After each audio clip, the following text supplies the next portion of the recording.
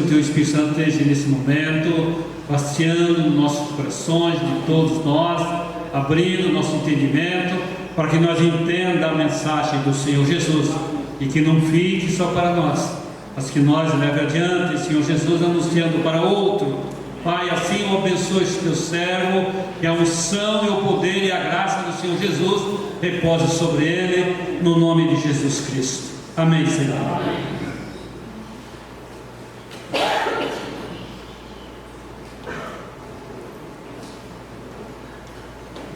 Boa noite, irmãos. Boa noite. São fracos, né? Boa noite, irmãos. Boa noite. Amém. Que a graça e a paz de Cristo continue com a gente nesta noite. Amém. A sua parte mais importante do nosso culto, que nós estaremos ouvindo a mensagem, não porque é eu que estou aqui, né? É porque a parte mais importante do culto é a mensagem da palavra do Senhor nessa noite para nossos ouvidos, né? Eu gostaria de falar nessa noite de um assunto que às vezes fica um pouco esquecido pelos pregadores, e faz um tempinho que eu não ouço a respeito desse assunto, a respeito da volta de Jesus. E a gente olhando para os acontecimentos, para as coisas que estão se passando no mundo, a gente vê que a palavra de Deus está se cumprindo, os dias estão se aproximando, e cada dia que passa não é mais um dia, menos um dia para que Jesus volte, para que o Pai diga para o Filho que está na hora dele vir buscar os seus eleitos, os seus escolhidos, que ele escolheu desde a fundação do mundo. Eu gostaria de falar um pouquinho a respeito disso, alertar as nossas vidas um pouco também a respeito da volta de Jesus, porque a gente parando de falar ou ficando um pouco desapercebidos, parece que a gente enche o nosso coração de tantas outras coisas, se preocupa com tantas outras coisas e deixa de se preocupar com o que é de mais importante para a vida, que é a vida eterna. Deixa às vezes o que é principal em segundo plano, segundo projeto, porque as coisas desse mundo vão atulhando o nosso coração, vão atulhando a nossa mente, e nós não conseguimos muitas vezes tempo para o que é mais precioso, que é a palavra de Deus, que é a esperança da volta de Cristo para as nossas vidas. Gostaria de fazer uma brincadeira com os irmãos nessa noite, quebrar um pouquinho o gelo.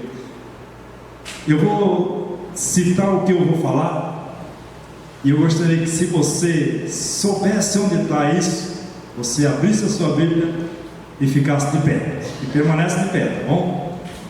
Permanece de pé. Vamos ver o seu conhecimento a respeito dessas coisas. Eu gostaria de falar de um texto que está no Novo Testamento, nos Evangelhos, é uma palavra de Jesus, onde ele tem 3 parábolas: a parábola das 10 virgens, a parábola dos talentos e a parábola do grande julgamento. Você sabe onde é que está esse texto? Consegue achar e ficar de pé? Onde estão essas 3 parábolas da Bíblia? Parábola das 10 virgens, parábola dos 10 talentos e a parábola do grande julgamento. Uma corajosa, 2, 3.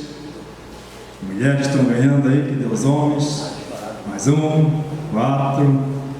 E estão achando.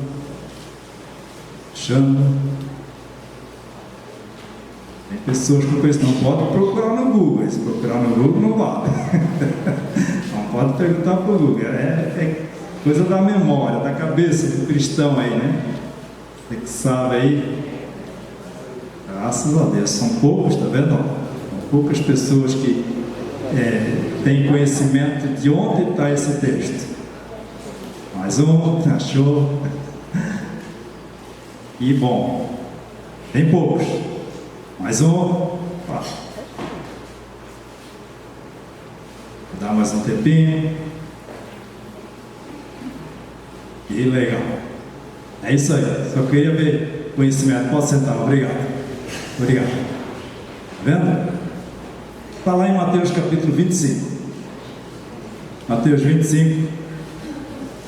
A partir do versículo 1, apesar de eu ler somente a primeira parábola, né? Eu vou ler a parábola das 10 virgens e vou citar também as outras duas. Mateus 25. Mateus 25, parábola de Jesus Cristo, onde ele diz: então o reino dos céus será semelhante a 10 virgens que, tomando as suas lâmpadas, saíram a encontrar-se com o noivo. 5 dentre elas eram nécias e 5 prudentes. As nécias, ao tomarem as suas lâmpadas, não levaram azeite consigo. No entanto, as prudentes, além das lâmpadas, levaram azeite nas vasilhas. E, tardando o noivo, foram todas tomadas de sono e adormeceram. Mas à meia-noite ouviu-se um grito: eis o noivo, saí ao seu encontro. Então se levantaram todas aquelas virgens, prepararam as suas lâmpadas. E as nécias disseram às prudentes: dai-nos do vosso azeite, porque as nossas lâmpadas estão se apagando. Mas as prudentes responderam: não, para que não nos faltes a nós e a vós outros. Ide antes ao que vendem e comprai. E saindo elas para comprar, chegou o noivo, e as que estavam apercebidas entraram com ele para as bodas, e fechou-se a porta. Mais tarde chegaram as virgens nécias, exclamando: Senhor, Senhor, abre-nos a porta. Mas ele respondeu: em verdade vos digo que não vos conheço. Vigiai, pois, porque não sabeis o dia nem a hora. Vigiai, pois, porque não sabeis o dia e nem a hora. Se nós soubéssemos o dia e a hora, seria mais fácil, não seria?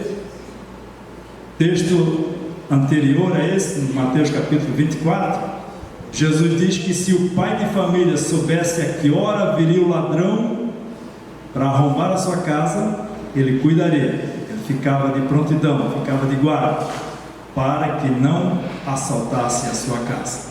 Mas ele não sabe, ninguém sabe a visita do ladrão. A visita do ladrão não tem hora marcada. O apóstolo Paulo, quando escreve aos Tessalonicenses, ele diz que a vinda do Senhor é como um ladrão à noite. Não sei se vai ser de noite, né? Mas fala que é como um ladrão à noite, que não marca a hora, não diz o dia, não diz a hora, mas aparece de surpresa. A palavra do Senhor também diz aqui no contexto que assim como o relâmpago sai do Oriente e se mostra no Ocidente, assim será a volta do Filho do Homem. De repente, uma hora para outra, é sem nós esperarmos, ele aparece. E às vezes é quando nós estivermos desapercebidos, sem preparo, sem as nossas lâmpadas acesas para esse dia. Bom, irmãos, a igreja do passado, a igreja primitiva, ela viveu tanto isso, a esperança da volta de Cristo. Os irmãos do passado viveram tanto isso, que eles se desprenderam de tudo que tinham. Jesus falou para aquele povo que iria voltar. Jesus, em João capítulo 14, prepara os seus discípulos e diz para os seus discípulos: olha, eu vou preparar morada para vocês, mas eu volto para buscar vocês, porque onde eu estou, eu quero que vocês estejam comigo. E aquela mensagem ficou no coração daquele povo. Ao subir, a ascensão de Jesus, narrada por Lucas, no seu Evangelho e também no livro de Atos, quando Jesus sobe, os discípulos ficam olhando para o alto e aparecem 2 varões de branco e diz: varões, por que vocês estão olhando para o céu? Esse Jesus que subiu, da maneira que subiu, ele vai descer. E essa mensagem entrou no coração daqueles homens. Abre a.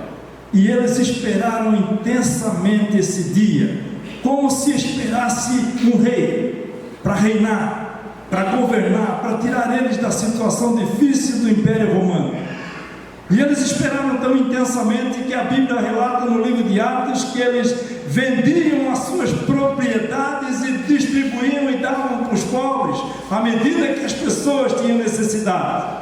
Eles não se apegaram com o que tinham, eles se desprendiam daquilo que possuíam para dar aos necessitados.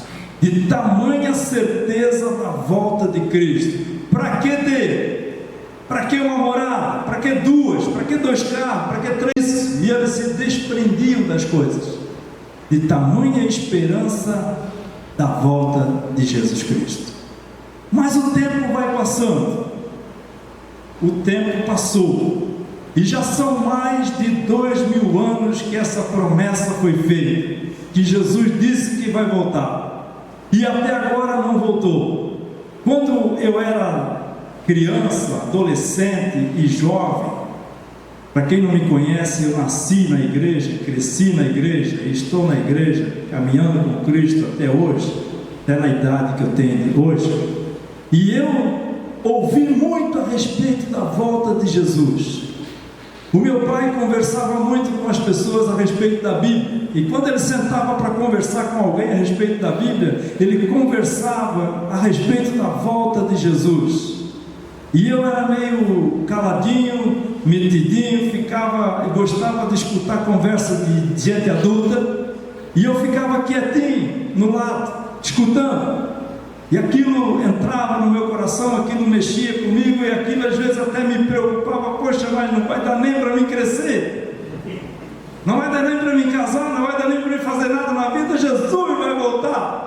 De tanto que essa mensagem era falada, era ministrada na nossa casa, na igreja, no coração dos crentes, e aquela esperança, aquela expectativa da volta de Cristo ficava viva na alma e no coração. Mas o tempo vai passando, e a gente acaba não ministrando muito, não pensando muito, não falando muito, e a gente acaba ficando desapercebidos, esquecidos. Como essa parábola que eu li: 10 virgens, 10 prudentes e 10 nécias, 5 prudentes, melhor, e 5 nécias, 5 sem preparos e 5 preparados. A Bíblia já diz que são poucos que são salvos. Quando perguntaram para Jesus: Jesus, vai muito para o céu? Vai muito ser salvos? Olha, são poucos.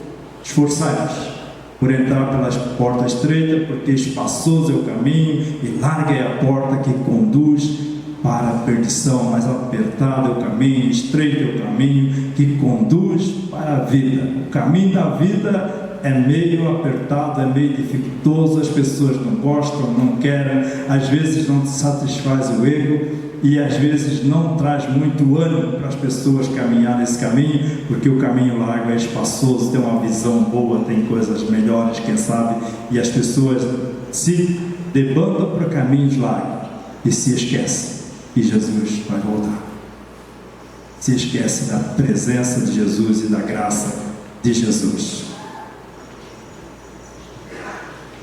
Irmãos, o costume dos judeus na época era que as virgens esperavam os seus noivos. Por isso a parábola das 10 virgens. Jesus, quando conta parábolas, ele sempre usa alguma coisa da época, alguma coisa que acontecia. A parábola da semente, a parábola do semeador, e assim por diante. Jesus vai contando parábolas, comparando com o que tinha na época. E o que tinha na época, nessa parábola aqui, que era um costume dos judeus, que as noivas esperavam os seus noivos, se preparavam e esperavam os seus noivos. Parece um pouquinho meio contrário ao nosso, né? Quando a gente faz um casamento aqui, é normal que o noivo fique aqui na frente, né? Foi assim comigo e foi assim com vários irmãos. O noivo fica esperando a noiva, né? E a noiva tem aquele atraso e tal coisa, para ficar mais bonito o negócio, às vezes atrasa até de propósito, né? E tem tudo aquilo ali, mas no costume judeu eram as noivas que esperavam o noivo, e tinham que estar preparada para esse momento, ataviada com ornamentos para esse momento, esperando o seu noivo. Por isso Jesus conta essa parábola, a parábola das 10 virgens que tinham as suas lâmpadas, e as suas lâmpadas precisavam estar com o óleo que dava a luz, que acendia, que fazia com que o fogo, a iluminação não decaísse, não se apagasse. E elas tinham que estar preparadas, esperando o noivo. E ele compara a volta de Jesus, a volta dele mesmo, com esse acontecimento. As virgens e a espera do noivo. E é interessante que a caminhada de Jesus, nesse ponto da caminhada dele, ele já está no seu último ano da sua caminhada, o ano da paixão. Jesus está advertindo os seus discípulos, advertindo as pessoas aqui. No capítulo 27 ele já é preso, capítulo 26 melhor, ele é preso, capítulo 27 ele já é morto, no capítulo 28 em Mateus já vem a ressurreição de Jesus. Então ele está nos últimos dias da sua vida. Capítulo 26 de Mateus já é a Páscoa, já é a ceia do Senhor. Ele celebra a ceia com os seus discípulos, ele prepara os seus discípulos ali, e ele diz a respeito da sua volta também na ceia, que não ia comer mais daquele fruto até que um dia comesse junto com eles lá nas bodas. Essas bodas ele está falando aqui, as noivas, as virgens e o noivo. Então está preparando os discípulos para isso. E ele prepara para que eles ficassem apercebidos, ligados, esperançosos desse dia. Irmãos, e às vezes nós ficamos desapercebidos.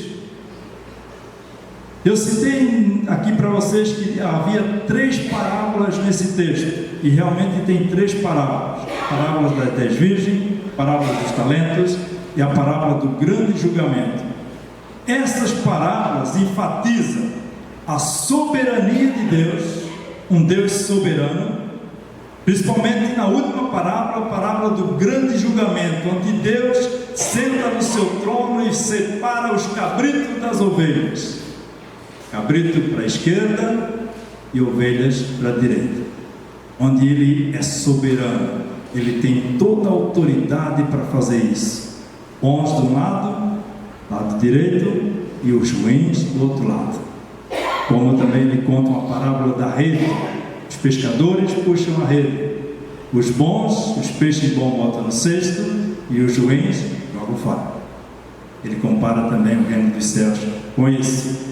E Jesus aqui, comparando essas 3 parábolas, ele fala da sua soberania de Deus, e ele fala também da soberania de Deus e da responsabilidade individual na salvação. Soberania de Deus e a responsabilidade individual de cada um na salvação. Presta atenção que tem 10 virgens, cada uma tem a sua lâmpada. Quando o noivo chega e as virgens se acordam, que todas estão adormecidas, umas que eram as nécias vão pedir azeite para que as prudentes. Repare no texto, e as prudentes não emprestam. Não vou emprestar porque pode faltar a mim, para nós e para vós. Cada um é responsável pelo seu azeite. Responsabilidade individual na salvação. Cada um tem a sua responsabilidade. Eu tenho a responsabilidade pela minha lamparina, pela minha lâmpada. Você tem a responsabilidade pela sua lâmpada, meu irmão. Sua lâmpada deve estar acesa, com óleo, pronta para a volta do noivo. Na parábola dos 10 talentos, note que Jesus diz que o homem que distribuiu os talentos, distribuiu para um 5, para outro 2 e para outro 1. Individual. individual. Para um 5, para outro 2 e para outro 1. Então, responsabilidade individual na salvação. Aquele que recebeu 5 talentos, trabalhou e angariou mais 5 e trouxe para o patrão. O que recebeu 2, trabalhou com o dinheiro, angariou mais 2 e trouxe para o patrão. O que recebeu 1, teve medo do patrão, disse que o patrão era um homem severo, que colhia onde não plantava, que arrancava aquilo que não plantou e papapá. E eu escondi o teu talento para que quando tu viesses tivesse aqui o que é teu. E não fez nada. E o dono, o patrão, disse: por que não entregasse meu dinheiro ao banqueiro? Quando eu voltasse, eu receberia com juros o meu dinheiro. Tirai desse que não tem e dai para o que tem, porque ao que tem se dará mais ainda, e ao que não tem, até o que tem lhe será tirado. Pesado, não? Toda palavra. Até o que tem lhe será tirado. Responsabilidade individual, meu irmão. Nós temos responsabilidades individuais. A fé é sua, a fé é colocada no seu e no meu coração, e você deve trabalhar com essa fé, você deve lutar com essa fé, você deve exercitar essa fé, fazer essa fé crescer. Domingo passado eu citei aqui, e cito hoje novamente, que aquilo já estava na minha cabeça para hoje, que a fé, Jesus disse que a fé é semelhante ao tamanho de um grão de mostarda, mas ela, ao ser plantada, ela cresce e se torna uma árvore em que os passarinhos colocam os seus ninhos. Ela fica grande, ela cresce. A fé é pequena, o grão é pequeno, mas ela cresce. Ao desenvolvermos a nossa fé, ao trabalharmos com ela, ao lutarmos com ela, ao encher a nossa lâmpada de azeite, nós estaremos crescendo na fé, estaremos cada vez mais apercebidos da volta de Jesus, cada vez mais prontos para esse dia, esperançosos para esse dia, e a cada dia querendo mais essa volta de Jesus. Meu irmão, quanto tempo faz que você não diz assim, ó, Maranata? Faz tempo, não faz? Você não sabe nem o que é Maranata.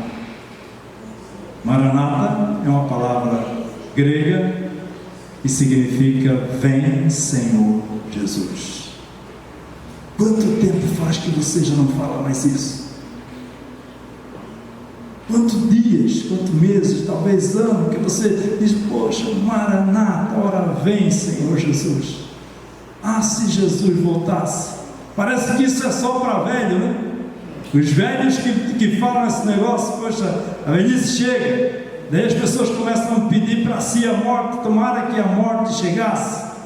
É difícil eu visitar a minha sogra que está com 92 anos, é difícil um dia que eu vou visitar ela que a gente não conversa a respeito da volta de Jesus. Não porque eu puxo, ela puxa. Ela puxa o assunto, ela vai falando dos textos, esses textos aqui que Mateus 24, ela conhece esses textos, apesar dela não chegar mais para ler, mas ela leu, está na memória dela, e ela conversa comigo a respeito da volta de Jesus. Parece que só os idosos estão apercebidos da volta de Jesus, mas não é só para eles, é para nós, é para todos devem estar percebidos que Jesus vai voltar a qualquer momento, a qualquer instante, ele volta para buscar o seu povo. Então, a salvação, meu irmão, é uma coisa individual, você e eu precisamos encher as nossas lâmpadas. Quando aquelas moças nécias pediram para as prudentes do azeite, elas disseram não, para que não falte a nós e a vós, ide ao que vende e comprar. E agora? Correr para quem?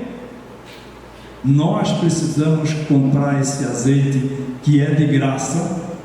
O profeta Isaías, no seu capítulo 55, a todo aquele que tiver sede, vinde e comprai sem dinheiro e sem preço vinho e leite, que é alimento espiritual, sem dinheiro e sem preço, alimento para a alma, para que a lâmpada fique cheia de azeite.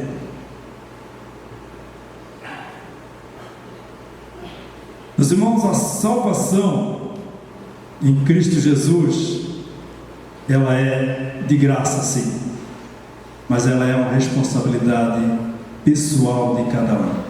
Tem um texto no livro de profeta Isaías, capítulo de número 61, que eu gostaria de destacar para os irmãos. Isaías 61, versículo 10. Rapidamente é projetado ali, né? Isaías 61, 10.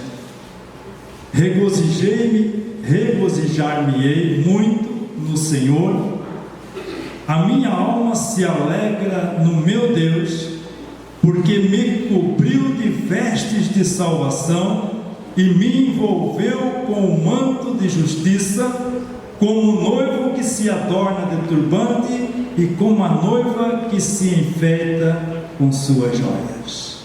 Me vestiu com vestes de salvação, como o noivo e como a noiva se vestem com turbante e a noiva que se enfeita com suas joias. Então a salvação é dada para mim e para você individualmente. Ninguém pode salvar ninguém.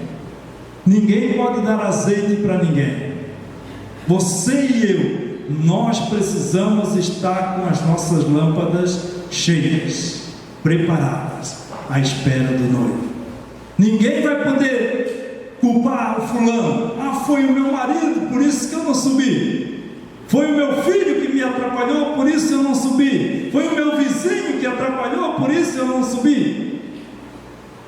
Foi o pastor da igreja que não pregou direito, por isso que eu não subi. Foi o presbítero Valdir que não pregou direito, por isso que eu não pude subir. Ninguém vai poder falar essa palavra. Responsabilidade sua e minha, meu irmão. Você e eu temos que buscar desse óleo que eu vou falar aqui no final da minha pregação.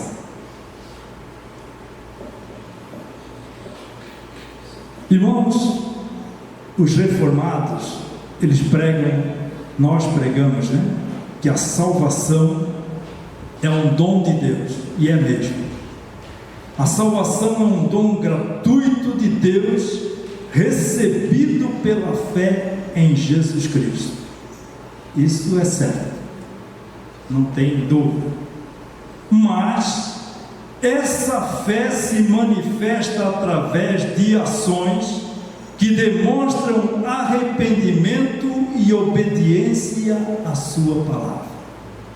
Ela é de graça, ela é um dom de Deus, ela é um presente, mas essa fé se revela, se demonstra no arrependimento e obediência à sua palavra. Essa fé tem frutos, meus irmãos. Essa fé tem frutos. Essa fé aparece os frutos. O próprio Jesus diz que pelos frutos conhecereis as árvores. Essa fé dá fruto. Não é uma fé sem fruto, é uma fé com frutos. Eu vou falar uma coisa para você ficar esperto e para você ver que é verdade. Se você contrata um pedreiro para fazer um serviço na sua casa, contratou um pedreiro ou um pintor, e esse cara chegar na sua casa, olha aí os pedreiros aí, cuidado, e os pintores, né? Chegar na sua casa lá, com os baldes todos sujos, cheio de massa, a colher cheia de massa, ferramenta desorganizada, sujos, pode perceber que aquele pedreiro, aquele pintor é um porcalhão. Ele vai deixar a sua casa toda suja, ele vai fazer um serviço mal feito. Se ele não vem com tudo bonitinho, preparadinho, ferramentinha organizada, pode perceber que o cara é um porcalhão, vai pingar tinta por tudo, vai jogar massa por tudo que é canto, vai deixar sua casa toda suja e não vai fazer um serviço bom ainda. Porque você conhece pelos frutos, meu irmão. Pelos frutos se conhecem as pessoas. Então a salvação é um dom de Deus, mas esse dom de Deus, essa graça derramada por Jesus Cristo, ela aparece em frutos, frutos de arrependimento, frutos de obediência à sua palavra, que é uma pessoa cheia do seu Espírito Santo.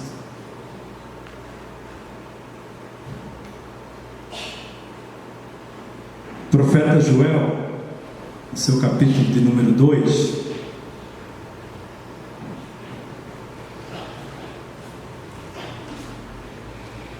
Joel capítulo 2, versículo 12 e 13, ele diz as seguintes palavras, está lá já, né?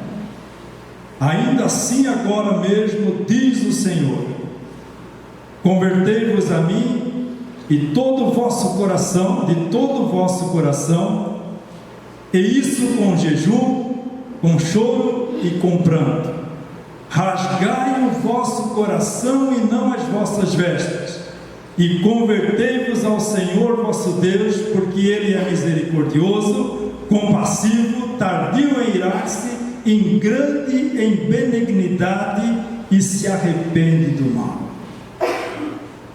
Então, conversão tem mudança de vida, meu irmão. Conversão, ela tem que ser de todo o coração, com jejum, com choro, com rasgado coração, e não das vestes. Não é por fora, não é o exterior, é o interior do homem, rasgando o coração diante de Deus, e não as vestes, porque assim Deus se agrada, porque Ele é misericordioso, Ele é compassivo, Ele é benigno, e Ele é tardio em irar-se, e Ele se arrepende do mal. Nós precisamos rasgar os nossos corações diante desse Deus, se converter realmente. Conversão de vida, salvação da nossa alma, obediência ao nosso Deus. Mas às vezes nós não conseguimos. Nós estamos igual o profeta Jeremias diz. Olha o que o profeta Jeremias diz, versículo 2, capítulo 2, melhor, versículo 32. Jeremias capítulo 2, versículo 32. Acaso se esquecem a virgem dos seus adornos, ou as noivas do seu cinto? Todavia o meu povo se esqueceu de mim por dias sem conta. A parábola não está falando de noiva, de virgem, de casamento. Acaso a noiva se esquece dos seus adornos? Caso você já foi num casamento e a noiva não estava preparada? Isso, né? Está sempre preparada, está sempre bem arrumada, está sempre com os seus adornos.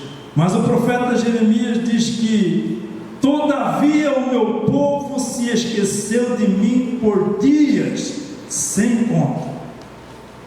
O povo se esquece de Deus. Nós nos esquecemos de Deus por dias sem conta das vezes. Deixamos Deus de lado. Somos parecidos com as virgens nécias. Contudo, meus irmãos, a salvação sendo uma coisa de graça, que demonstra arrependimento, demonstra realmente obediência à sua palavra, a salvação não se limita apenas a uma vida pessoal, ela tem uma vida conjunta. A fé vem para o conjunto, para o povo, para o meio, para reuniões, para assembleias. E nessas assembleias, nessas reuniões, que Deus fala, que Deus exorta, que Deus chama a atenção do seu povo, que Deus faz com que o seu povo sinta a sua graça e a sua misericórdia através da comunhão com os irmãos, dos cânticos, dos hinos, do momento de culto a Deus, porque a salvação nos leva a se reunir com pessoas, junto com pessoas. Nós precisamos saber disso, meus irmãos. E o profeta ainda diz, profeta Joel, eu volto lá, capítulo de número 2 e versículo 16, onde ele diz assim, congregai o povo, santificai a congregação, ajuntai os anciãos, reuni os filhos e os que mamam, sai o noivo da sua recâmara e a noiva do seu aposento. Congregai o povo, reuni a congregação, ajuntai os anciãos, reuni os filhos e até os que mamam, as crianças, que sai o noivo da sua recâmara e a noiva do seu aposento.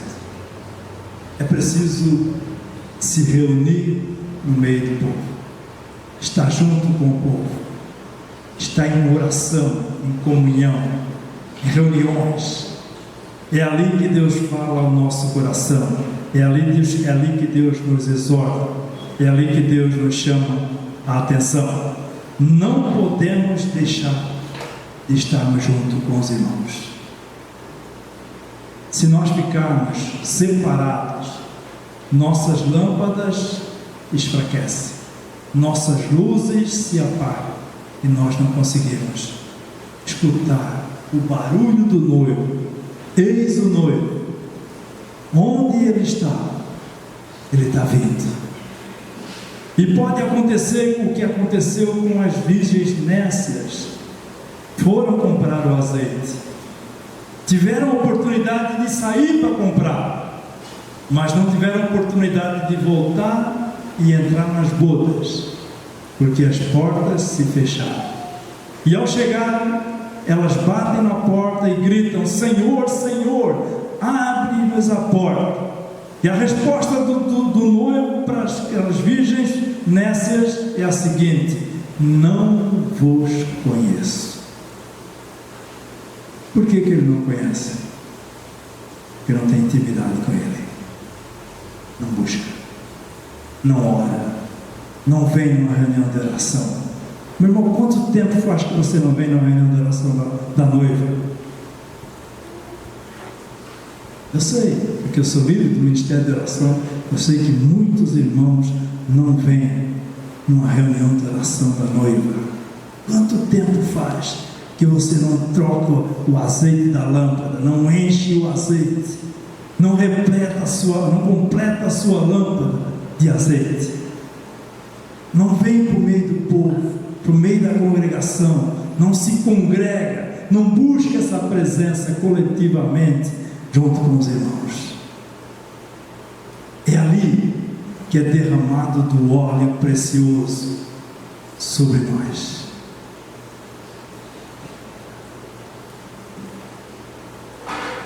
Se nós não buscarmos, se nós não estivermos na busca, nós também ficaremos sem as nossas lâmpadas acesas.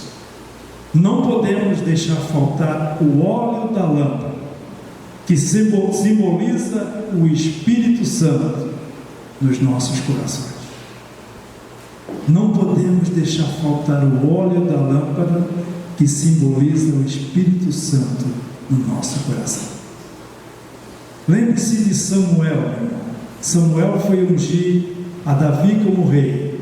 O que é que ele leva? Um chifre de azeite. Deus chama Samuel e diz para Samuel: vai ungir Davi como rei. Samuel pega um chifre de azeite e leva. E chega lá, o Samuel derrama o chifre de azeite sobre a cabeça de Davi. E o Espírito Santo enche o coração de Davi. Óleo é símbolo de presença de Deus e do Espírito Santo nas nossas vidas. E se nós tivermos sem o Espírito Santo, não que nós estamos sem, mas uma medida baixa, nós podemos ter um copo aqui, claro que esse copo está quase cheio, mas ele podia ter um pouquinho de água aqui, uns 2 dedos de água. Ele tem água, mas não está cheio.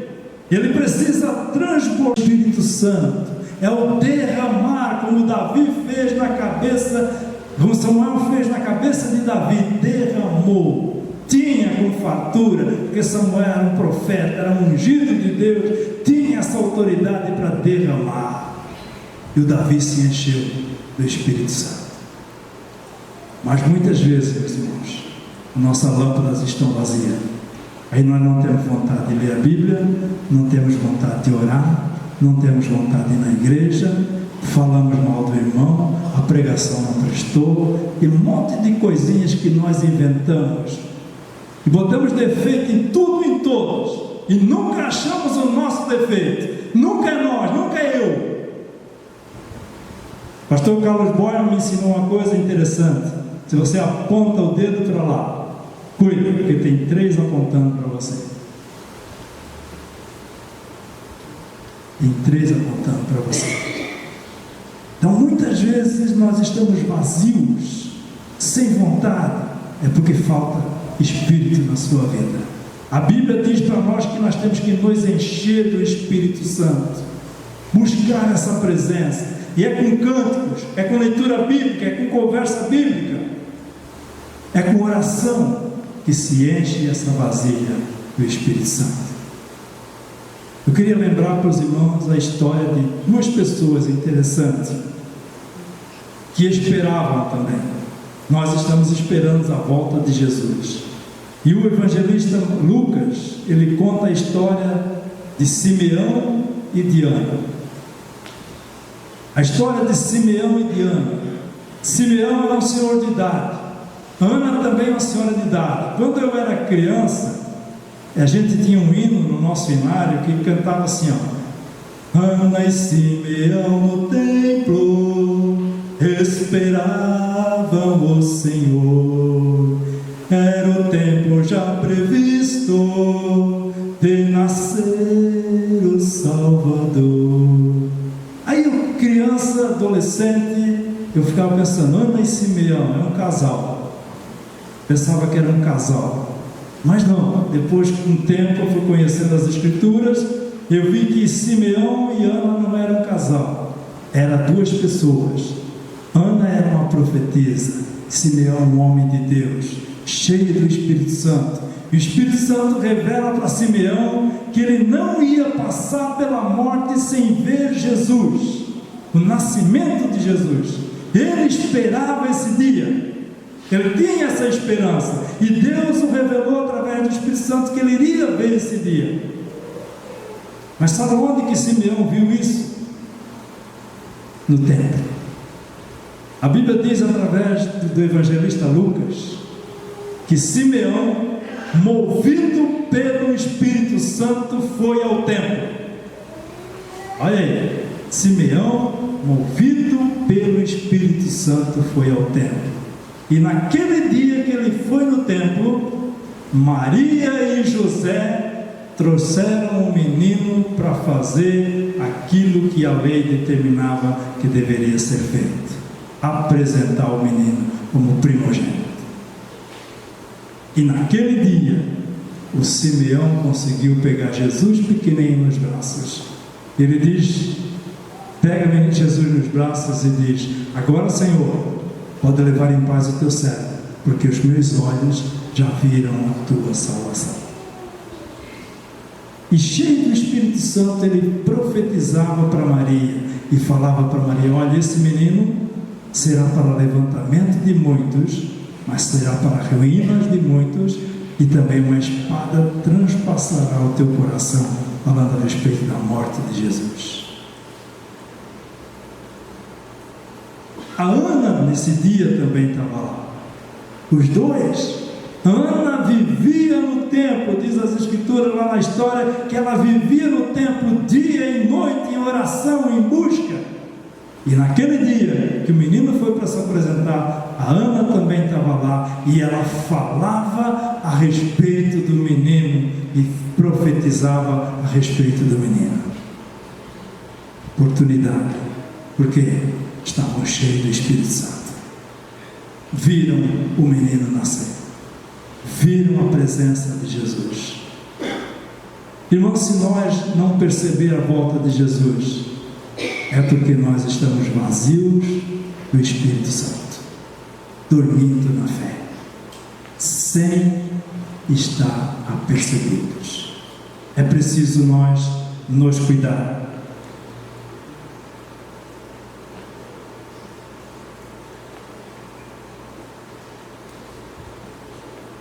Deixando de fazer essas coisas, não é assim que falta o óleo em nossas lâmpadas.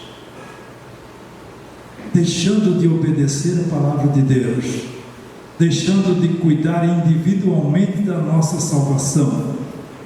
Individualmente, você precisa ter intimidade com Deus, meu irmão. Você precisa ter intimidade com Deus, individualmente, em todo o tempo. Você pode falar com Deus qualquer hora da sua vida, qualquer momento. Não tem dia, não tem hora, não tem lugar para você falar com Jesus. Deixando de fazer essas coisas, deixando de se reunir, deixando de se congregar, deixando de encher a lâmpada, não é assim que a gente fica vazio das coisas de Deus. É quando se deixa de fazer. Quando não se tem o hábito, a prática, a perseverança no coração de fazer as coisas corretas, obedecer a Deus, a busca de Deus, a busca da sua presença e a busca da sua face nas nossas vidas. Que Deus possa nos ajudar, meus irmãos, e nós possamos ficar como as 5 noivas prudentes, lâmpadas cheias e azeite na vasilha. Lâmpada cheia e azeite na vasilha, na reserva. Como é bom ter na reserva. Como é bom ter na reserva, meu irmão. Você está sempre preparado, né? As pessoas que são preparadas têm na reserva, têm com abundância. Está sempre na espera, expectativa. Jesus volta. Qualquer momento Jesus volta. Qualquer dia desse Jesus volta. E olhando para a natureza, olhando para os acontecimentos, Jesus volta em breve. Jesus volta em breve. A natureza está se manifestando muito, né? Enchentes, fogo, muita coisa ruim, vento, tempestades, terremotos. E Jesus diz: olha, quando começar a acontecer essas coisas, está perto do fim. Jesus fala para o discípulo: olha, quando vocês percebem que a figueira está sem folha, vocês já sabem que o verão está vindo. Vocês sabem da época das estações do ano, mas vocês não sabem o dia que eu vou voltar. Nós precisamos estar apercebidos com as nossas lâmpadas cheias do óleo do Espírito Santo. Espere Jesus, meu irmão, espere Jesus, minha irmã. Cuide da sua vida espiritual, individualmente e coletivamente. Cuide lá na sua casa, cuide lá no seu trabalho, cuide lá no seu lazer, cuide lá na sua viagem. Você tem responsabilidades com Deus. Você é membro de uma igreja e membro do corpo de Cristo. Você tem responsabilidades. Cuide dela, aonde você for. Mas vem para cá, vem para as reuniões do povo de Deus, porque é aqui que flui, é aqui que se manifesta essa graça do óleo do Espírito Santo, e a gente pode sentir a presença de Deus nas nossas vidas. Que Deus nos ajude e nos abençoe. Senhor nosso Deus e Pai, derrama sobre nós a Tua graça, e a Tua bondade, a Tua misericórdia, porque nós precisamos de Ti todos os dias da nossa vida, Pai. Não dá, Senhor Deus, para sairmos do leito se o Senhor não levantar, se o Senhor não colocar os nossos pés firmes sobre o chão. É o Senhor que firma os nossos passos, é o Senhor que faz nós caminharmos de um lado para o outro, é o Senhor que nos dá a oportunidade de trabalho, de lazer, de todas essas coisas que tem nesse mundo. Mas o Senhor também requer de nós uma vida santa, uma vida justa, uma vida íntegra, uma vida cheia da unção do Teu Espírito Santo. Derrama sobre nós o óleo fresco da Tua unção.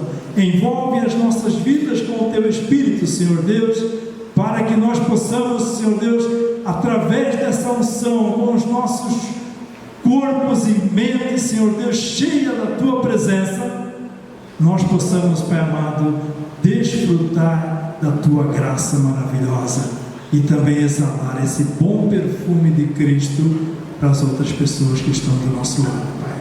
Cuida da Tua igreja, cuida do Teu povo, refaz as nossas forças espirituais para que nós possamos vencer o dia mau que temos pela frente ainda para viver, Pai. Eu sei, Senhor Deus, que tem muitas coisas da Tua palavra para se cumprir até a Tua volta. E nós precisamos, Senhor Deus, com sabedoria enfrentar todas, com unção do Teu Espírito, dizer não para muitas coisas e dizer sim para a presença do Senhor e para a graça do Senhor na nossa vida. Cuida de nós, repara os nossos corações e nos ajuda. É o que nós te rogamos em nome de Jesus. Amém.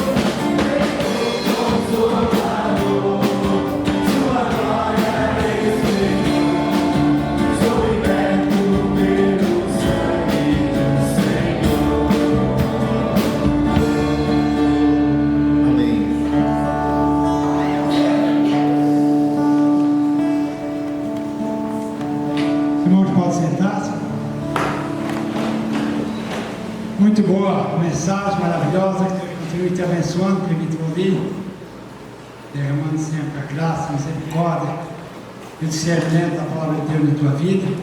Eu me lembro que realmente, antigamente se falava bem mais da volta de Jesus. A gente que fazia coisa errada já ficava com medo, mas eu vou ficar, chegava a sonhar. Né? Os antigos sabem disso. E a gente vai se relaxando realmente. Né? Eu quero chamar aqui a irmã Neila, que vai dar uma palavrinha. Olha, a de depois, não tem muito que esperar depois. Está no final, meu irmão.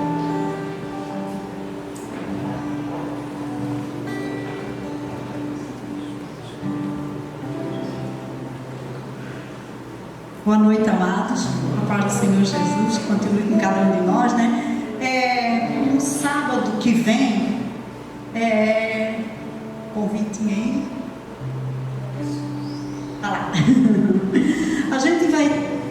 Hoje, nós comemoramos então no nosso calendário presbiteriano o Dia do Homem Presbiteriano, né? Então, depois os homens vão ter algo aí com o irmão Alan, tá? Então, no próximo domingo, que é o segundo domingo do mês de fevereiro, seria as mulheres presbiterianas, né? Mas nós vamos comemorar no sábado, no finzinho da tarde, tá? Então aí, ó, a gente vai ter um chá. Então, assim, para todas as irmãs da nossa igreja, tá? Você faça presente junto com a gente, tá? A gente vai ter um momento bem gostoso, vamos sentar, vamos conversar.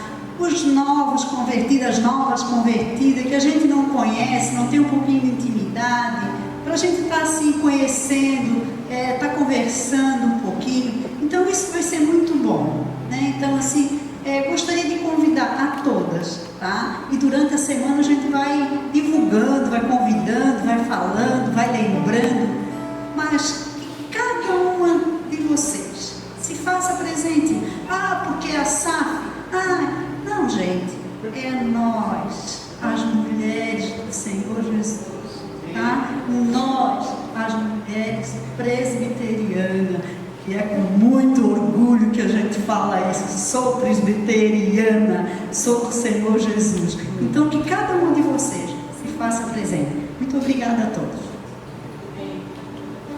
Amém. Nosso visitante também pode vir, né, irmã? Agora eu quero já agradecer os visitantes. Quero agradecer o irmão que está no banco do Celinho, foi convidado pelo Celinho. Que Deus abençoe. Um casal ali. Que tem mais gente que está nos visitando. O irmão lá, que Deus abençoe, meu irmão. Seja bem-vindo. Aqui é, irmã. Deus abençoe. Deus abençoe, obrigado por ter vindo.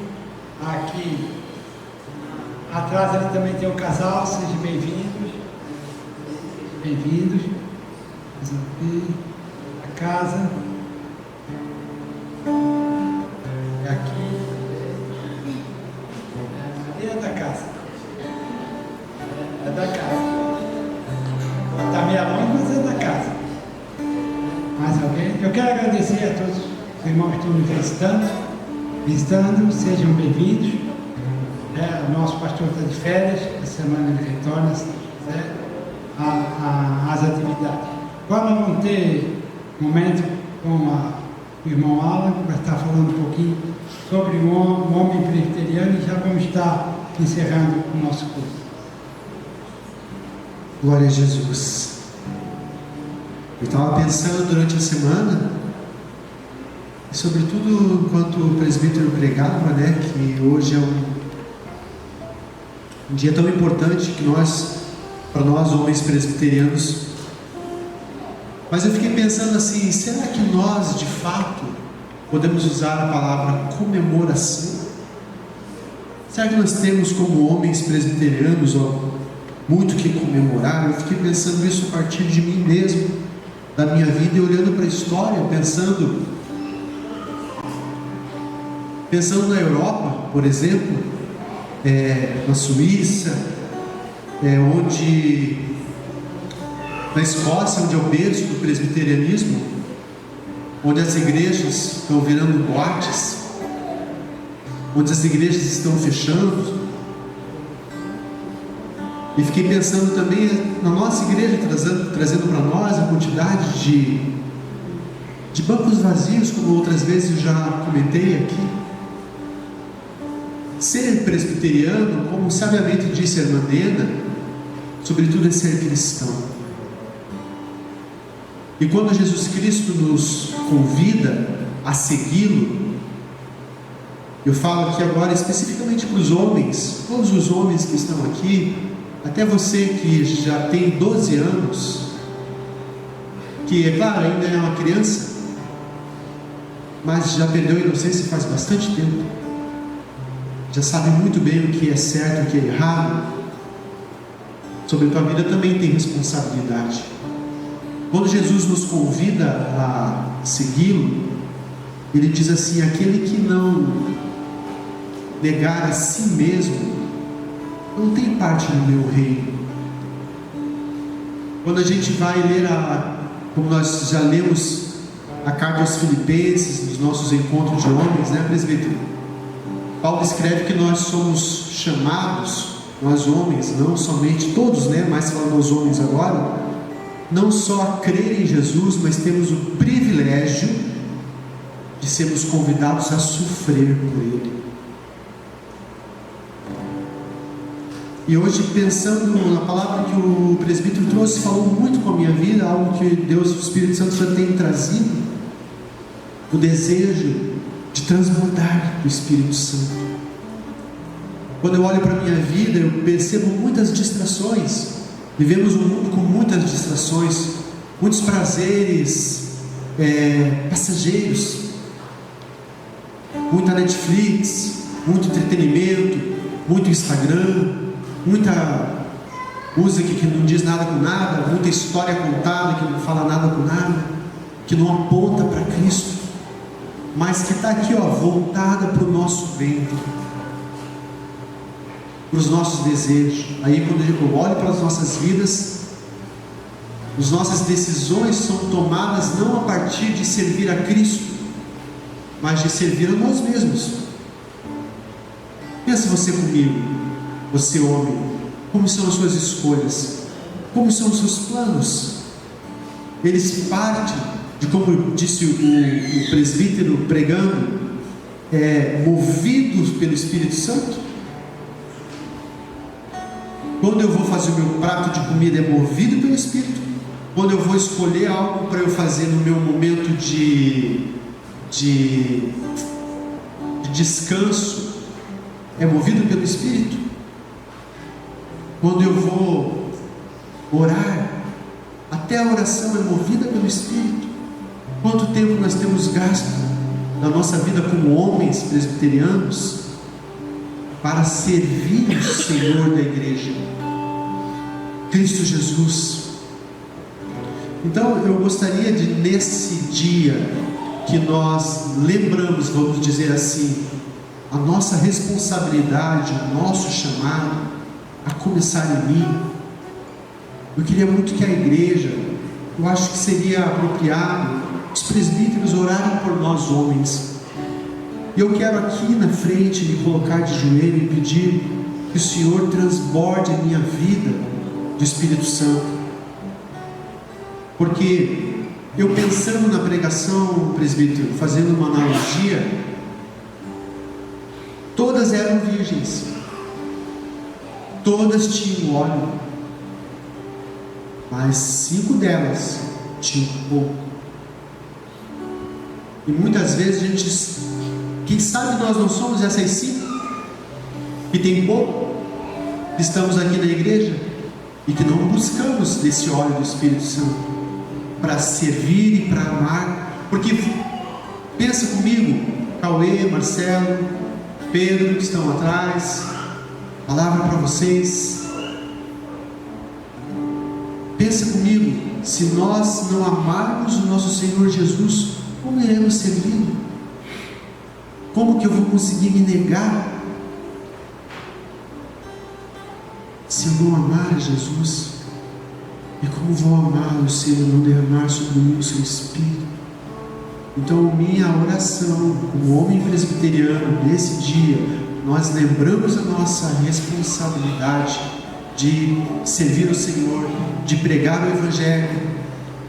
Fique em pé, você que é homem.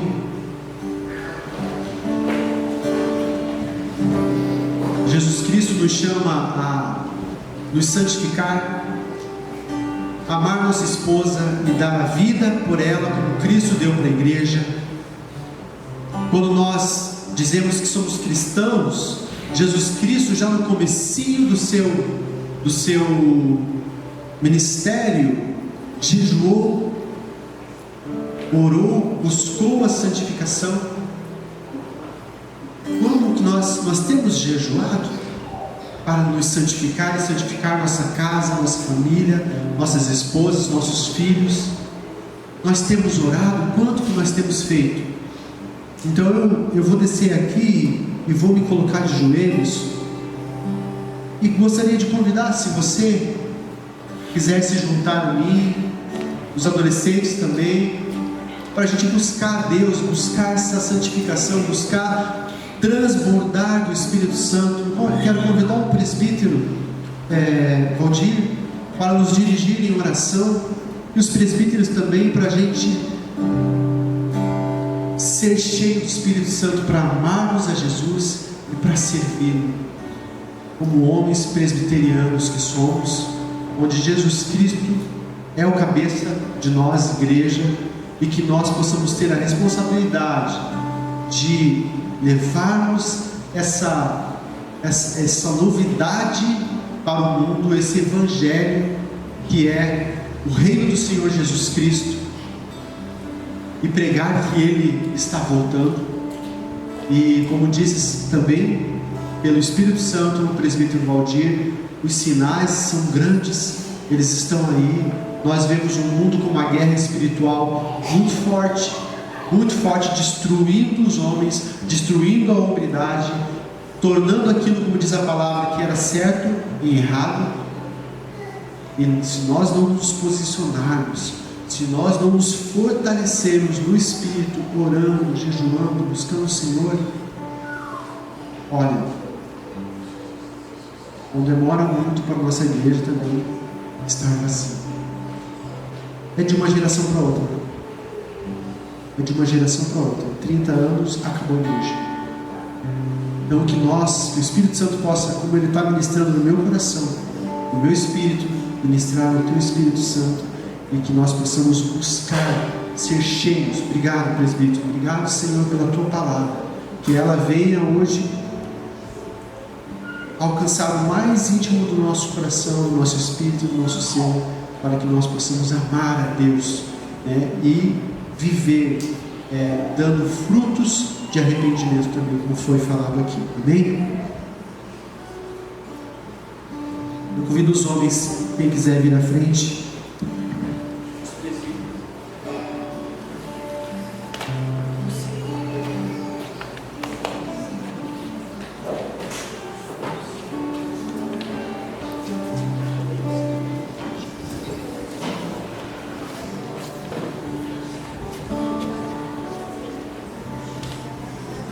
Convite para todos os homens, se quiserem, homens aí, se não vir, não vamos desconfiar.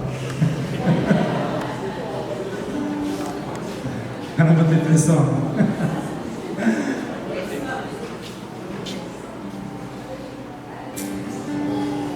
Não quiser se ajoelhar, não precisa, meu irmão, pode ficar de pé, não tem problema. Fique à vontade. Kézia, traz o Levi, isso. Levi, Kézia. Senhor, nosso Deus e Pai, nós queremos te agradecer por essa oportunidade que o Senhor nos dá nessa noite, de estarmos reunidos na casa do Senhor, buscando a Tua presença, buscando a Tua face, ouvindo a Tua voz, ó Pai. E nesse instante, Senhor Deus, em que nós relembramos e comemoramos o dia do homem presbiteriano, ó Pai, não porque, Senhor Deus, isso tem muito valor diante de uma sociedade, Senhor Deus, mas como o irmão Ala cristãos, ó Pai, compromissados com o reino de Deus, com a Tua palavra, com a Tua vontade. E para isso, Senhor Deus, nós precisamos cada dia mais da unção do Teu Espírito Santo, para que nós, ó Pai, possamos ser acesos novamente, a nossa brasa espiritual possa estar viva, ó Deus, e nós possamos, ó Pai, com convicção no nosso coração, testemunhar de Cristo para outras pessoas e fazer com que o Teu Evangelho seja pregado a tempo e a fora de tempo, ó Pai, como a Tua palavra mesmo comunica, Senhor Deus, que nós possamos ter essa autoridade do Teu Espírito Santo para ministrar a Tua palavra, Pai. Abençoa esses joelhos dobrados na Tua presença nessa noite. Enche do Teu Espírito Santo, Pai amado, capacita esses homens, Senhor Deus, reveste com os Teus dons celestiais, ó Pai, em nome de Jesus, ó Deus. Tem tantos dons espirituais que esses homens precisam ter, Pai. Derrama sobre eles os dons do Teu Espírito Santo, para que esses homens, Senhor Deus, ao se levantar desse local, ao se levantar desse encontro, Senhor Deus, eles tenham desejo de fazer a Tua obra, desejo de trabalhar pelo Teu reino. Dá-lhe unção do Teu Espírito Santo, capacitando, Senhor Deus, para que eles possam, Pai amado, continuar crendo em Ti, continuar sendo bons maridos, bons pais, Senhor Deus, bons filhos, bons empregados, bons patrões, ó Pai, em nome do Senhor Jesus. Repreende tudo aquilo que é de mal, Senhor Deus, que é desonroso a Tua presença, a Tua face, Senhor Deus, e o Teu Espírito Santo reina nos nossos corações, nas nossas vidas, em nome de Jesus. Amém. Amém. Deus abençoe, irmãos. Tem um cafezinho lá atrás e nós vamos ali tomar. É medroso? Café é medroso. O café é medroso, ele vem acompanhado de alguma coisa para comer.